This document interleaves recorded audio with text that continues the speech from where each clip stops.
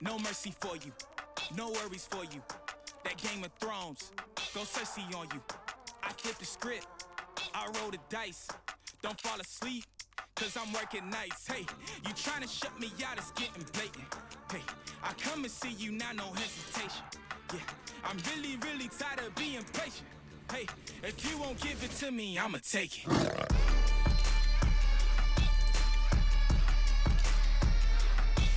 Take it. If you won't give it to me, I'ma take it.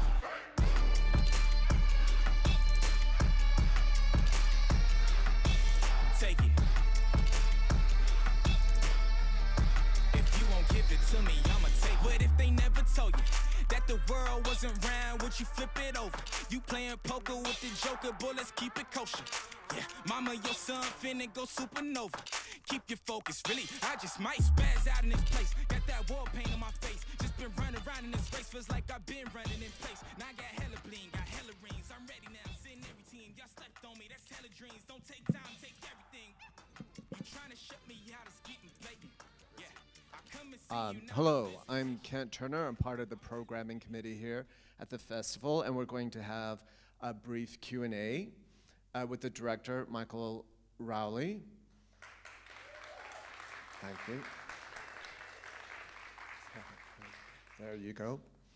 So to get the ball rolling, could you tell us a little bit about yourself and what drew you to specifically this part of the world and to the project? Sure. Well, it's kind of a long story, but this is my first feature film, and I grew up in a small Texas town in the Texas Panhandle, and I was the son of evangelical pastors, and it's kind of a long story to get there, but essentially, I was always raised with this mentality that you were never to question anything that the Israeli government did. And as I kind of grew up and started deconstructing some of those worldviews, I was able to see the impact that some of the policies that the Israeli government enacts has on Palestinian people. And I started working with an NGO based in DC and Jerusalem, telling video stories about the conflict and the impact that it's had on real people whenever I first met some of these young men in the film. And what did it take, or did it take much to build their trust, for you to follow them for a year? Yeah, absolutely.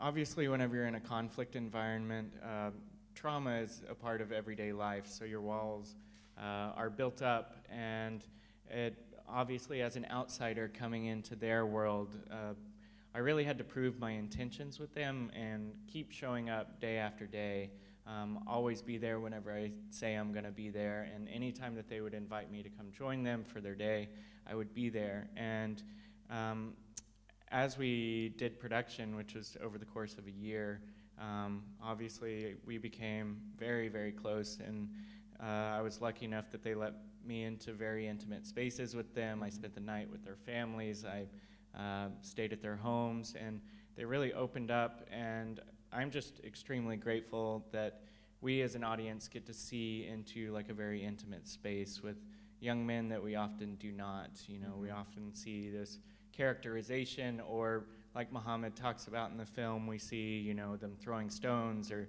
these types of things, and unfortunately, that becomes some sort of a dehumanizing thing for us to just witness and constantly just see these types of things. But whenever we really dive into their hopes and dreams and see that we have a lot in common.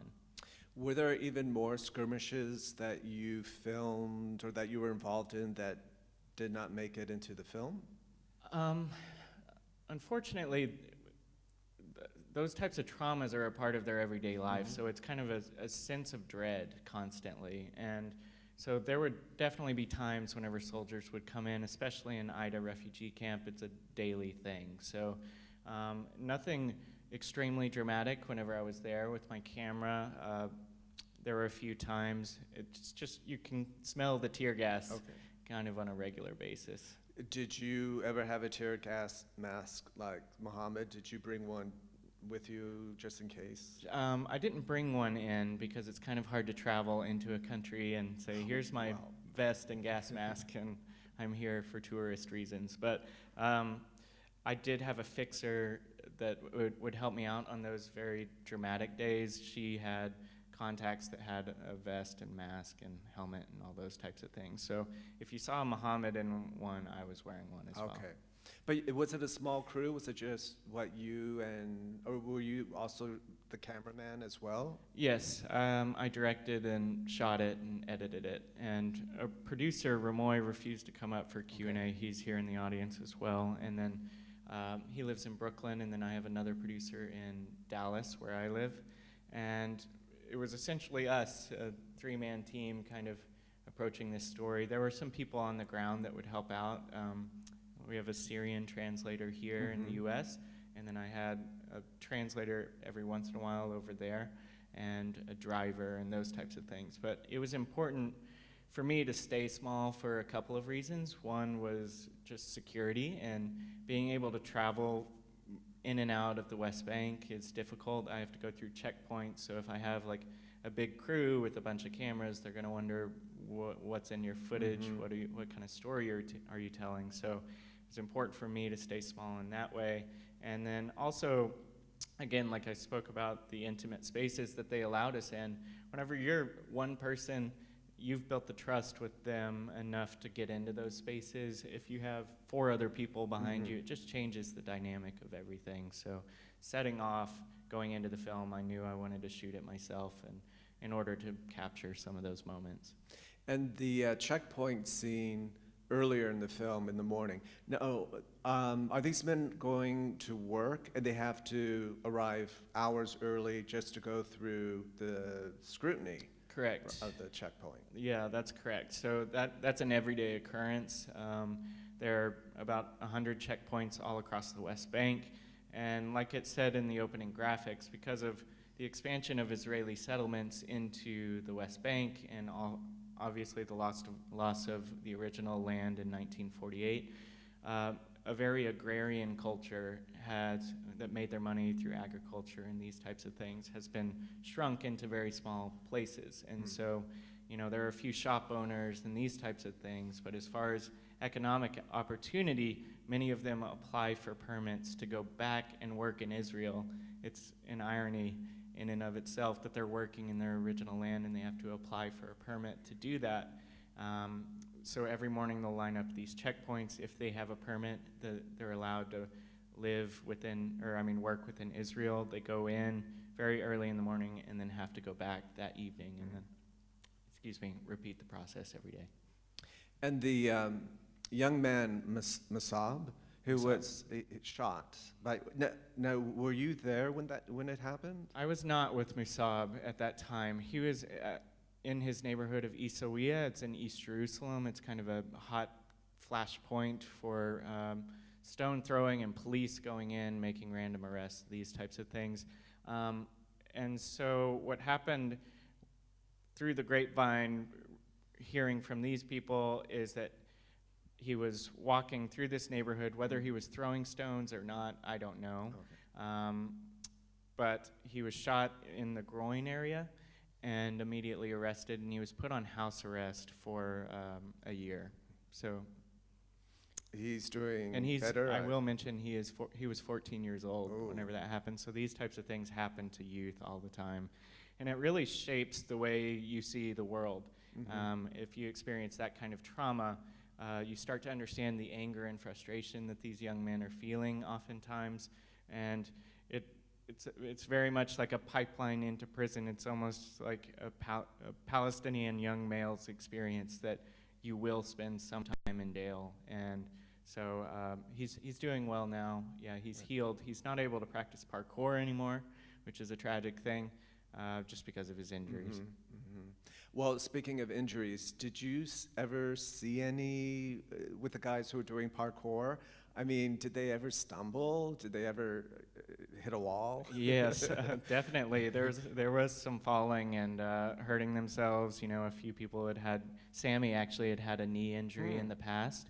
And so that's why you don't see him. He's instructing often, but he's not running and jumping as much. Jihad, who we see at the end of the film, he was by far the most energetic of all of them. So I spent a lot of time with him just following him around with the camera. And you know, these guys, I have a huge respect for parkour like as a skill. It's amazing that the gymnastic ability that they have and control of their body. And I just found it to be a really beautiful metaphor for them taking back their personal freedom of movement through this sport, something that we kind of see as a sport and we can watch a video of it, but for them it really creates a way of life, and they find freedom in it.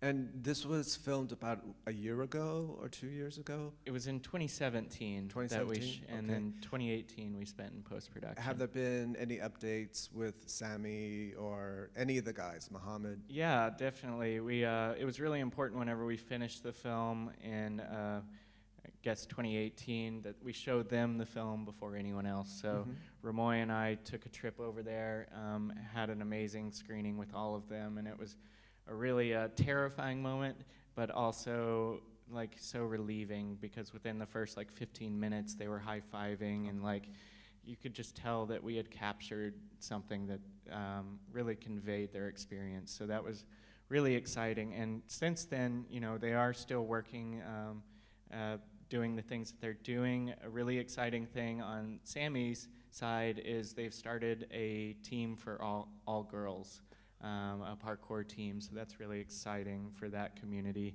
And then Hamid is he actually showed some of his work in Scotland. So whenever he's able to get a permit out or a visa into another country, he tries to go around and share his work as well.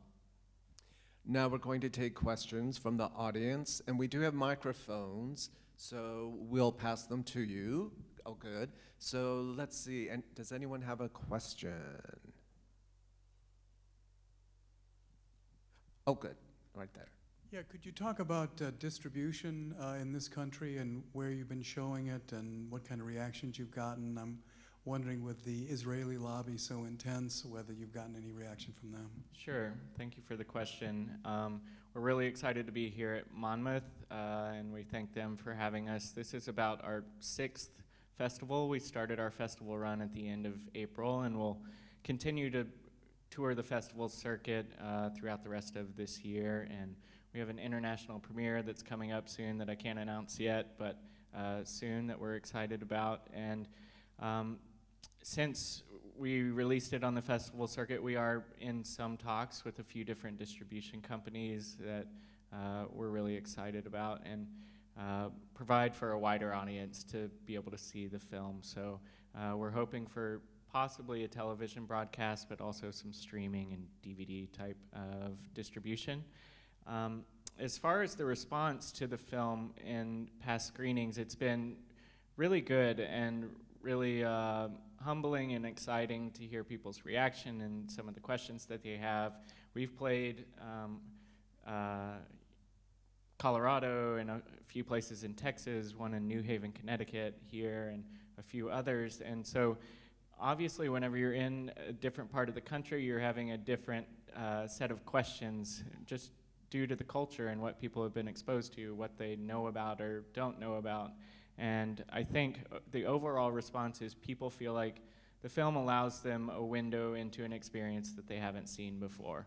You know, this is obviously a hot button issue that can trigger some emotional responses, because obviously there's pain and suffering on both sides of this conflict in the histories of these people.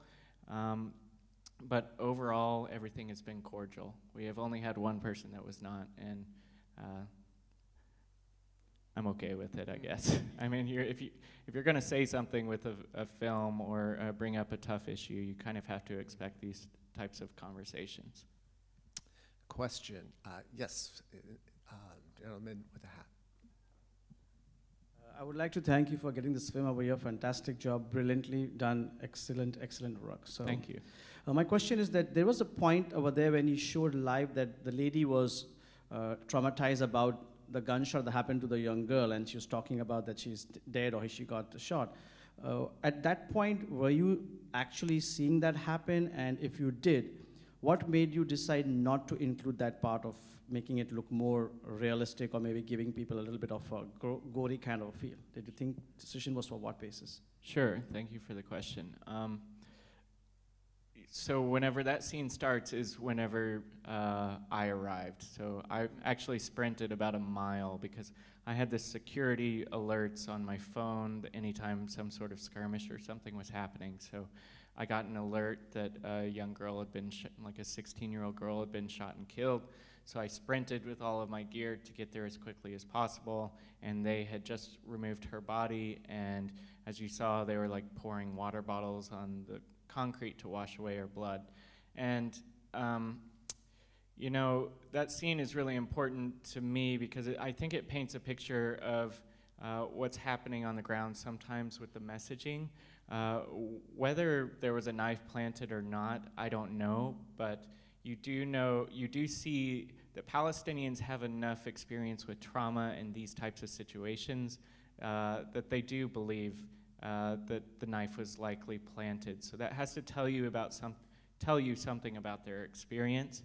And then you see as the police come in and push everyone away, and then the Israeli media comes in, the narrative is broadcast out that no question, no investigation, this was a terrorist incident.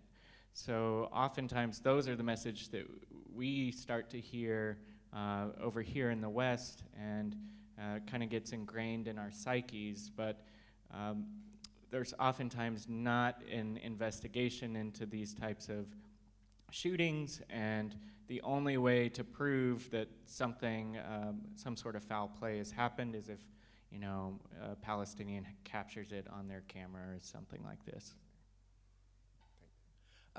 We have time for one more question. Oh, wait, a question there, yes. Great film, by the way. I really enjoyed it, but I do have a two-part question. Sure. One, at any given time, did you feel as though that your life was in danger while you were actually doing the filming? And secondly, during the ending of the film, it showed the photo of Hillary Clinton and our 45th president, if you will. What was the story behind that? How do they really feel about those two that you depicted in the film? Sure, and thank you. The first part was about, sorry, I started thinking about Trump. The first part was in danger. Did the you feel danger, that you sure. were in danger? Yeah, I kind of mentioned it earlier. There just really is kind of an overwhelming sense of dread that you're feeling whenever you're in these environments, and there are sniper towers everywhere, and you always feel like you're being watched. It's very unpredictable. You don't know whenever you're going to turn a corner and there's 4 soldiers in like masks and fully armed, like doing whatever it is that they're doing. So I would say the dread was kind of the sense that I mostly had whenever I was filming. And in stuff like the big skirmishes, and I think the adrenaline takes over in the moment, and afterwards the shock kind of wears off, and that's whenever you start to feel the fear that the situation causes. But it was really important for me to stick by their side because this is something that they experience. I wanted to be true to their experience, and you know, their bravery is unmatched in my opinion. And then as far as the whenever you see the painting on the wall of Hillary Clinton and Trump, yeah, that was a funny thing. You know, I was walking with Sammy, we turned the corner and there was the mural, and he starts taking a picture of it. Their feelings about him are probably what you would expect. Obviously, since he's been in office, the embassy has been moved to Jerusalem, which is kind of a huge step in saying, like, Palestine, you're never going to have a separate state. You're never going to have your capital in East Jerusalem. And, you know, he came actually to Israel whenever I was there, and it was just kind of like, oh, here he comes. But it was important for me to include that small shot in the scene because obviously we're dealing with this type of rhetoric as well here. We have a big impact on the foreign policy and things that happen to Palestinians as Americans. We fund the Israeli military with vast amounts of money. So the rubber bullet that Mohammed has been shot with likely paid for with our tax dollars. So I wanted us to think about that fact that even though it seems like it's far away, we are very much involved in it. And then also thinking about the rhetoric of wall building and demonizing the other and dehumanizing people on the other side of the wall, saying that, you know, they're criminals, they're terrorists, or whatever type of verbiage that is employed to use to turn people against one another. Well, thank you very much for being here for the screening, and thank you all for coming. It was a very good Q&A. And please look at the program. We have a lot going on this weekend, and so we would love for you to come back. And so we have at 6:30 Sinbad, and then let me see, tonight is Low Tide, and I think that's at 7:30. Oh, that's tomorrow. Amazing Thank you. Jonathan, See, I I can't think, even is this keep track. evening. Look at the better look at the program. And we would love for you to vote for us for Audience Choice. A little plug there. Okay, you're welcome to. Thank you. Okay. Oh, he wants to take our photos.